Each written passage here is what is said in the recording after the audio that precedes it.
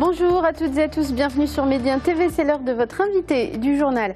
Aujourd'hui on parle du classement Doing Business 2018, il vient d'être mis en ligne par la Banque mondiale et d'après ce classement, le Maroc se hisse à la 69e position sur 190 pays notés. Il perd ainsi une place par rapport à l'an dernier. On analyse aujourd'hui les résultats de ce classement avec notre invité Ahmed Anas Ben Qassem, chercheur en sciences juridiques à l'université Mohamed V de Rabat-Agdel. Merci beaucoup Monsieur Ben Qassem d'être avec nous. Je vous en prie, merci à vous.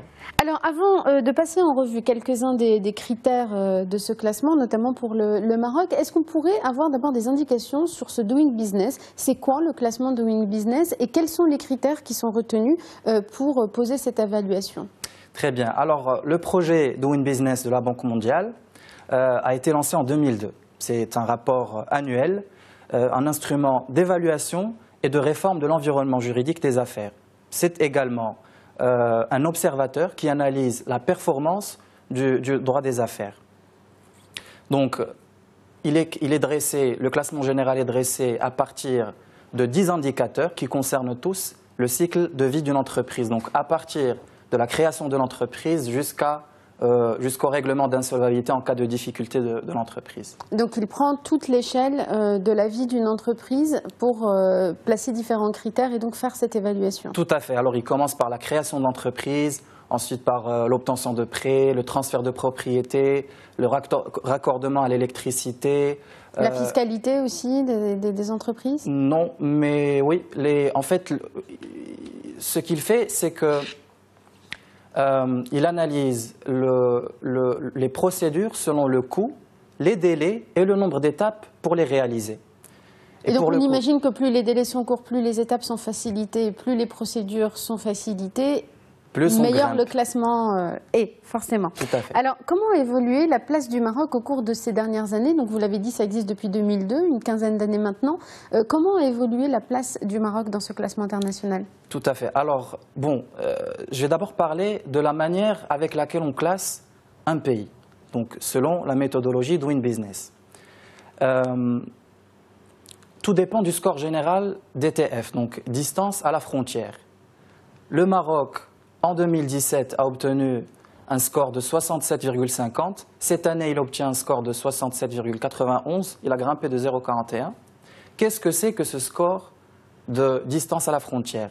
La frontière étant la performance absolue jamais enregistrée par Doing Business et la distance étant l'écart entre le pays, donc le droit des affaires territorialement désigné, et cette performance absolue, tout simplement. Donc la performance absolue correspond à 100, donc une échelle de 0 à 100, la performance absolue c'est 100, et donc on compte l'écart entre le pays et la performance absolue.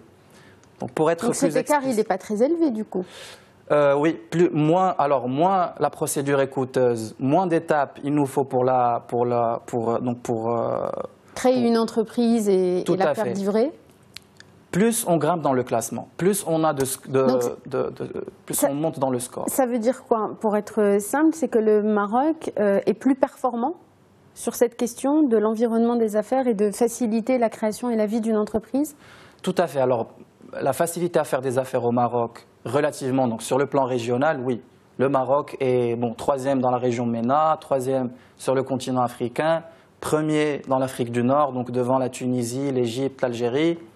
Et donc oui, relativement, par rapport au classement régional, on est performant. Alors sur quoi spécifiquement il s'est amélioré? Il y a un certain nombre de réformes, notamment juridiques, qui ont été établies pour améliorer ce climat des affaires. Sur quoi a-t-il particulièrement fait des efforts qui lui valent cette amélioration de la performance? Alors je vais parler d'abord du Doing Business 2017, dans lequel il a grimpé de la 75e place en 2016 à la 68e. Alors, pour quelle raison? Il a grimpé donc, dans le classement grâce à une série de réformes concernant, par exemple, le transfert de propriété. Il a renforcé l'efficacité administrative, il a simplifié les procédures, également par rapport... Alors, juste par exemple, le délai pour démarrer une affaire, il est passé de 35 jours en 2003 à 9 jours actuellement. Tout à fait. Et la moyenne générale dans le monde aujourd'hui est de 12 jours. Donc on est légèrement en dessous. Tout à fait. Et à contrario, parmi les éléments qui font que le Maroc a encore des choses à améliorer et qui expliquent aussi ce classement, sur quoi doivent se porter aujourd'hui les efforts essentiellement? Tout à fait. Alors, l'indicateur qui pose le plus problème pour le Maroc est celui sur le règlement d'insolvabilité. Donc, il concerne au Maroc la loi 1595 relative au code de commerce, plus spécifiquement le livre 5 relatif aux difficultés des entreprises. Alors là, sur ce plan-là, sur le règlement de l'insolvabilité, le Maroc est passé de la 131e position à la 134e. Tout à fait. Alors, pour quelle raison?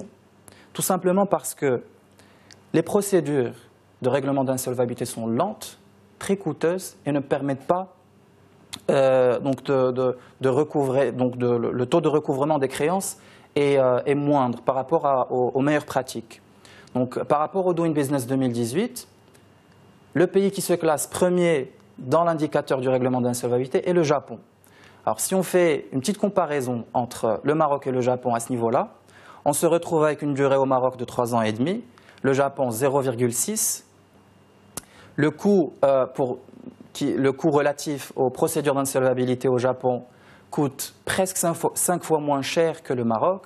Et aussi, le recouvrement des créances est de l'ordre de 28 centimes par dollar au Maroc. Il est de l'ordre au Japon de 92,4 centimes par dollar. Donc il y a encore un grand écart sur ce niveau-là. Il y a un autre problème aussi qui est très souvent souligné dans les critères de ce rapport, c'est l'accès au financement, notamment pour les petites et moyennes entreprises. Là aussi, le Maroc a encore beaucoup de progrès à faire sur cette question de l'accès au financement. Tout à fait. Alors oui, ce sont les deux indicateurs les plus problématiques pour le Maroc. Mais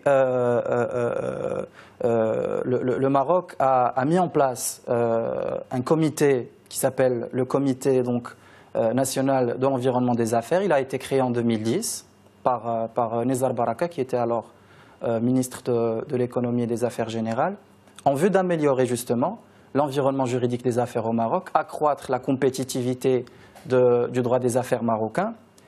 Et donc ce comité essaie de proposer des réformes au gouvernement marocain à travers, bien sûr, les critiques du Doing Business et, bien sûr, d'autres facteurs.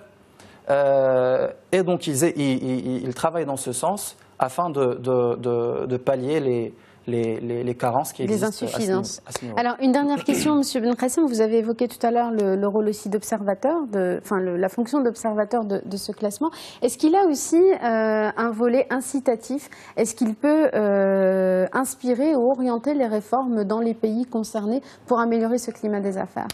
Bien entendu, puisque c'est un rapport qui utilise une méthodologie scientifique qui s'appelle l'analyse économique du droit, qui repose sur 3 critères. Un critère prédictif, un critère normatif et un critère critique. Qu'est-ce que ça veut dire?